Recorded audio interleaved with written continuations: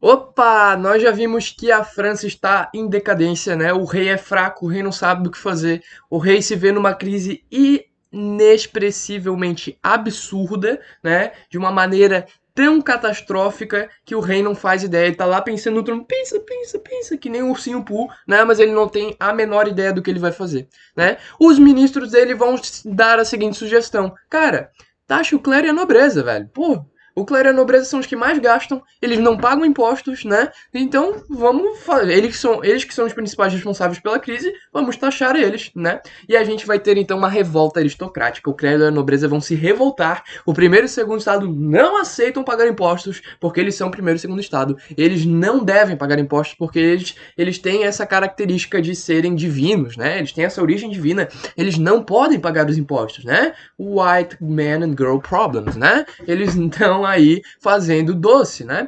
E aí o que, que vai acontecer? O rei, né, diante dessa revolta aristocrática, né, primeiro e segundo estado não querendo contribuir, vai convocar os estados gerais. A convocação dos estados gerais era uma política não muito utilizada na França. Ela era prevista, tá, gente? Era uma política que de vez em quando acontecia para ter uma decisão arbitrária, né, uma decisão onde a gente convocaria então o poder legislativo para decidir a situação, né? E aí o rei abriria a mão, né? Ele desistiria do seu poder de decisão para entregar esse poder de decisão aos estados gerais.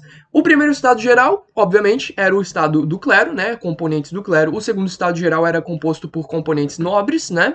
Que tinham títulos nobiliárquicos como duque, arquiduque, né? Enfim, entre outros, né?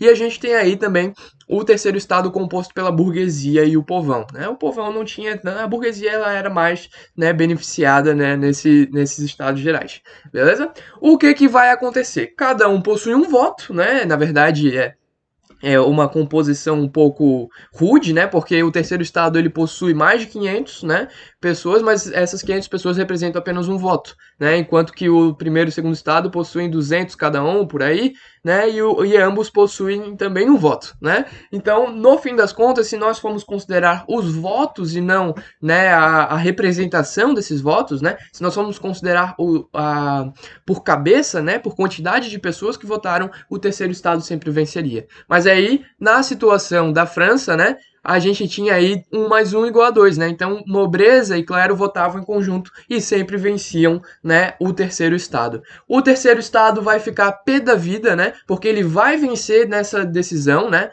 Nesse processo aí de o rei abdicar da sua decisão e transferir essa responsabilidade para os estados gerais. Vai ser colocado em pauta nobreza e clero pagarem, né, as taxas, né, pagarem impostos. Nobreza e clero vão vencer porque são 2 votos contra 1.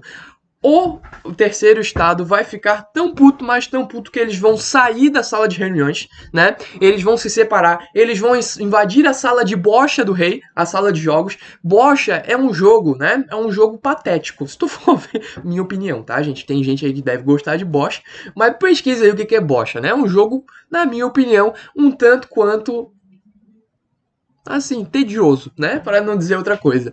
Enfim, então, mas o rei gostava de jogar bocha, né? Então eles vão invadir a sala de bocha real e vão ameaçar ficar lá até a França ter uma constituição. O rei vai falar, não vai ter, né? O rei, na verdade, ele vai fingir que ele tá muito bravo e falar, não vai ter. Ele vira e ele, pensa, pensa, pensa, o que eu vou fazer? Porque era um rei fraco, era um rei sentimental, era um rei que gostava de ser carpinteiro, ele não tinha nascido para ser rei, né? Ele não era um déspota, ele só fingia ser um, né? Porque se esperava que o rei fosse um déspota, né? Os nobres queriam que o rei fosse um déspota.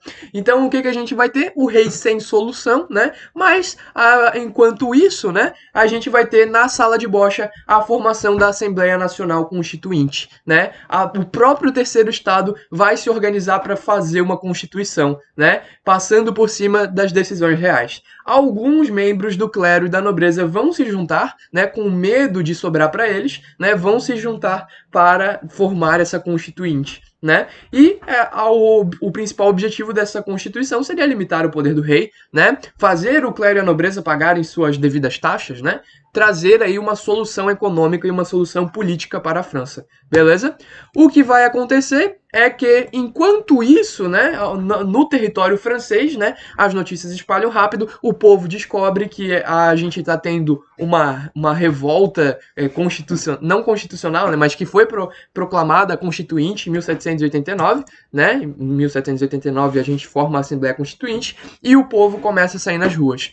Os camponeses, né, e os servos, né, do interior, eles vão propagar o que ficou conhecido como o Grande Medo, né? Que eram os camponeses destruindo os feudos, destruindo todas, né, as propriedades dos títulos nobiliárquicos, né? Dos condes, dos viscondes, dos arquiduques, dos duques, enfim, dos marqueses, né? E assim por diante. Eles vão destruir tudo, vão causar o terror no interior da França. Enquanto isso, nas grandes cidades a gente está tendo as jornadas populares, que são rebeliões armadas urbanas. O povo sai às ruas gritando liberté, égalité, fraternité, né? Liberdade, igualdade e fraternidade era o lema da Revolução Francesa, né? O povo sai nas ruas gritando por mais justiça, mais igualdade e mais liberdade, né? O povo não quer mais pagar tudo sozinho. O povo não aguenta mais ser capacho do primeiro e do segundo Estado. O povo quer que o rei abdique de todos os seus privilégios, né? O povo quer comer, a gente tá passando fome e a gente vai ter aí uma grande revolta popular, né? Uma situação catastrófica na França que chega num ponto que o povo não aguenta mais, o povo tem que fazer alguma coisa. Então a gente vai ter uma tomada do arsenal, né? O arsenal era onde estavam todas as armas, então o povo quase que sem armas vai conseguir tomar o arsenal e assim o povo vai pegar em armas, né? E aí o que vai acontecer?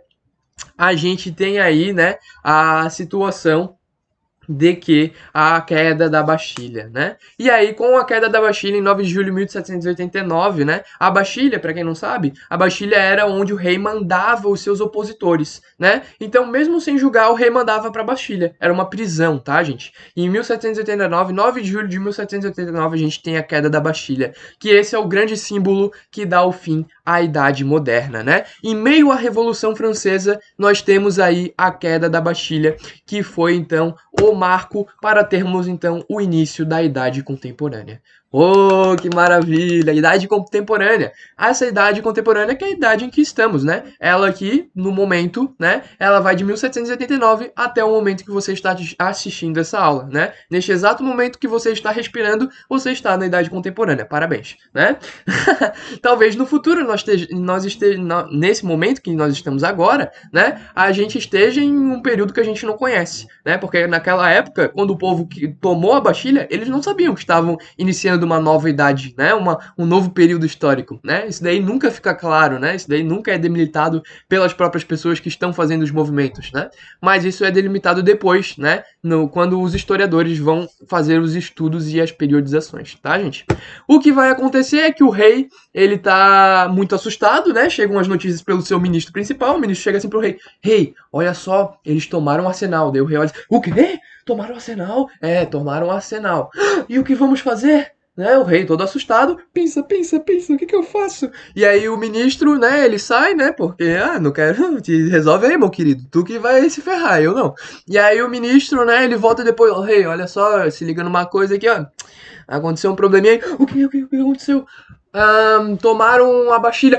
O que? A Bastilha onde eu prendi mais de 500 pessoas, né? Essas pessoas me odeiam, elas vão vir pra cá. Daí o ministro olha assim, na verdade eles já estão vindo aí. O quê?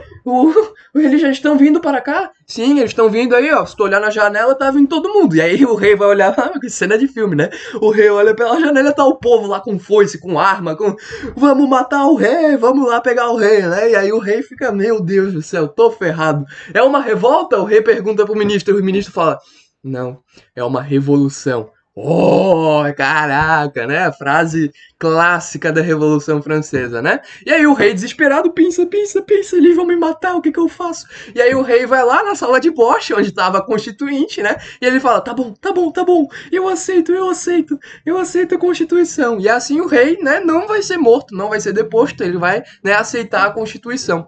O que a gente vai ter? O fim do absolutismo monárquico. Peraí, fim do absolutismo monárquico. Mas é o fim da monarquia? Não. né? O rei não foi deposto. O rei simplesmente aceitou a Constituição para pararem as revoltas, para a cabeça dele não sair rolando, né? Então a gente vai ter aí uma questão, né? Quem que vai assumir agora, né? Vai ser o rei, né? Ou a gente vai fazer uma revolta mais incisiva? E aí a gente entra, né, nas questões políticas e ideológicas dentro da própria Revolução Francesa. Reparem bem, galera, dentro de qualquer movimento nós sempre teremos divergências, né? E a gente vai ter aí, né, esse terceiro estado que era heterogêneo. A gente viu que tinha sans-culotte, tinha cordelier, tinha servo, tinha burguês, né? Tinha alta burguesia, baixa burguesia, média burguesia. Olha o tanto de grupos sociais, aqui eu contei 7, devia ter muito mais. 7 grupos sociais naquela época compondo o terceiro estado. E esse terceiro estado heterogêneo vai agora ter que organizar a casa, né? Mas quem que vai liderar essa organização? E aí eu trago para vocês os 3 principais partidos, não eram bem partidos, eram grupos, né? Os 3 principais grupos que estavam na Revolução Francesa: os jacobinos, o pântano e os girondinos, tá? Vamos começar pela esquerda. Olha só o que eu estou dizendo. Na esquerda do nosso palanque, né, onde sentavam, né, os nossos queridos, né, legisladores, né, os nossos queridos representantes, na esquerda sentavam-se os jacobinos, tá? E também acima, na esquerda e acima, nós tínhamos ainda os montanheses, que eram os sans-culottes, né, os mais pobres, né, os montanheses, beleza? Os jacobinos, eles não queriam apenas fazer uma revolução, né, no sentido político. Eles queriam uma revolução social também. Eles queriam mudar muitas coisas que estavam ali, né? Eles queriam que efetivamente os sans-culottes tivessem mais poder. Eles queriam efetivamente que os baixos comerciantes, né, os comerciantes mais pobres, tivessem mais poder político de decisão. Então a gente vai ter aí a proposta dos jacobinos é uma mudança não só política, mas também socioeconômica, né? Passando para baixo, né? Aqui a gente vai ter a planície ou pântano, né? Que era composto pela alta burguesia, né? Que é a burguesia que está mais estabilizada, tá? Esse pântano, né? Para ele tanto faz, né? Se a gente vai fazer mudança econômica, se vai ser mudança social, para ele tanto faz, né? O que ele quer é estar no poder, ele quer, né? Controlar a situação. Esse pântano é um centro que vai pender para um lado ou para o outro, dependendo da situação, da conjectura sociopolítica, beleza? E à direita, olha só o que eu estou dizendo, à direita sentavam os girondinos, tá? Que era, né, essa não era bem uma alta burguesia, mas era uma burguesia muito rica, tá? Não era a burguesia mais rica, porque a burguesia mais rica era comandada pelo pântano, mas era a burguesia, né, mais conservadora, digamos assim, porque eles não queriam mudanças sociais. Eles queriam continuar o seu domínio político. Eles queriam continuar concentrando a decisão em um determinado grupo de pessoas, né? E a gente vai ter essa alta burguesia, né, querendo um projeto mais conservador, né? Então a gente vai ter essa monarquia constitucional sendo a principal, né, indicação dos girondinos. Os girondinos vão falar assim, não, cara, calma, né? A gente não precisa que o povo vá votar, não. A gente continua deixando o rei, só que a gente impõe a ele uma constituição, né, pra gente regular aqui a casa. Então eles eram mais conservadores, né? Eles só queriam mudar a ordem política, eles não queriam dar tanto poder ao povo. Beleza? E olha só que interessante, né, gente? A gente tem aqui uma definição clara do que a gente conhece hoje como esquerda e direita, né? Na política tanto internacional como aqui no Brasil. Esquerda e direita, quando a gente fala, né, nesse sentido político, né? Ah, eu sou de esquerda, ah, eu sou de direita. Ah, eu não entendo essa porra aí, eu não quero ser nem de esquerda nem de direita, sou de centro, né? E a gente vai conversar muito sobre isso ainda nos próximos vídeos que virão, né? Principalmente quando a gente for estudar a política brasileira, né? Mas, enfim, só pra gente ter a noção de que essa concepção de esquerda e direita, né, vem daqui, vem da Revolução Francesa, vem exatamente desse ponto que a gente está estudando, né? Toda essa concepção de esquerda e direita vem exatamente daqui. Beleza, galera? Enfim, era isso que eu tinha para falar para vocês, tá? Espero que vocês tenham gostado dessa aula. Beijinho no coração, vejo vocês numa próxima oportunidade.